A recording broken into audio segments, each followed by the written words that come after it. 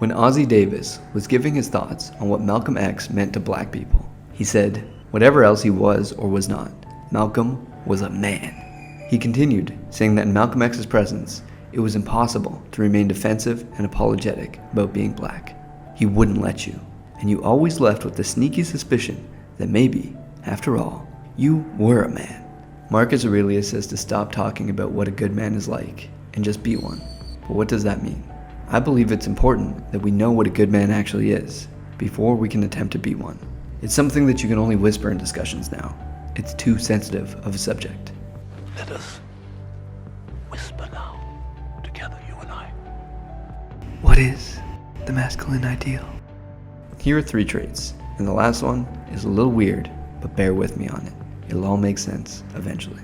A real man takes responsibility. During the moments before the final battle in Avatar, when Zuko met with his uncle Iroh for the first time after betraying him, he sat down in front of him as a man. Uncle, I know you must have mixed feelings about seeing me. But I want you to know, I am so sorry, Uncle. I am so sorry and ashamed of what I did. I don't know how I can ever make it up to you. He doesn't blame his dad for traumatizing him. He doesn't blame his uncle for not guiding him well enough. He accepts that he made a mistake and he takes full responsibility for it. The same situation with when he tries to introduce himself to Team Avatar. He didn't try to pretend that he didn't do bad things. He knew that he made mistakes and knew that it would take a while to be forgiven and regain trust. Without taking responsibility for things though, he remains untrustworthy as he continues to be lying to others and therefore lying to himself as well. A real man is fearless. Malcolm X was always talking about how he had no fear of death and how he knew that he would die by violence. In order to be a true man and leader, you need to be fearless, and there's only one way to do that. Have faith.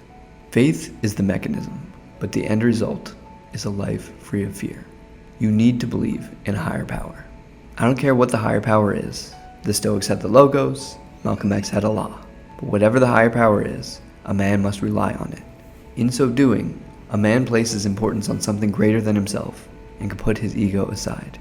From here, he can surrender to whatever happens and act without fear as he realizes that his fate is tied up in a higher power and that he is simply following the omens. In the Green Knight, Gawain gives into his fear and doesn't allow himself to get beheaded by the Green Knight. He runs, gets on his horse, and returns to his kingdom. He is crowned king and lives his life knowing that he was a coward. He refuses to remove his magic sash, which grants him safety, and his people rebel against his leadership. They know that it's not a true king on the throne. Eventually, as all is lost, he finally removes the sash and dies with his kingdom destroyed. He flashes back and it was all just a vision of what would happen if he gave in to fear. He removes his sash and accepts his fate. He realizes that it's better to die than to give in to fear. This is the final step that turns Gawain into a true man. And the final thing for today is a real man sees the world through his own eyes. He has discernment.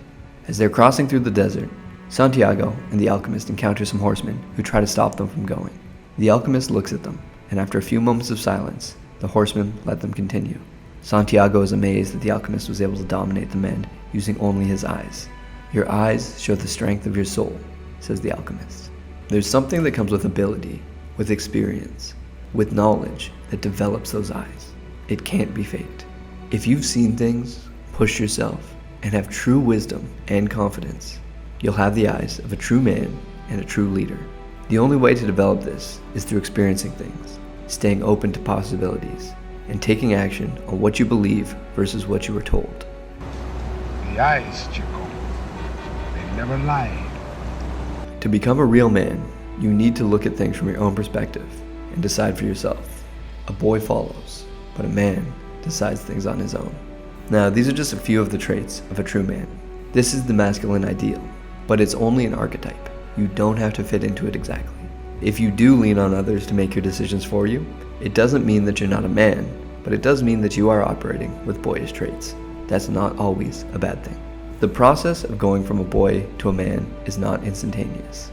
It's a journey that by definition must be difficult. You can't just have a bar mitzvah and a party and boom, you're a man. The mark of a man comes from adversity. The process of becoming a true man is a challenging one. In order to be a real man, you need to take responsibility for everything. You need to have faith. You need to discern for yourself your own perspectives. Do this, and you'll make Malcolm X, Marcus Aurelius, and your ancestors proud. Go forward and partake in your mythological journey.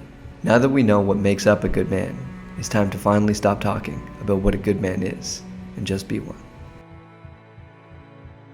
What are some of the traits of a true man that you would add? And make sure to subscribe and hit that like button if you actually liked this video. Take care.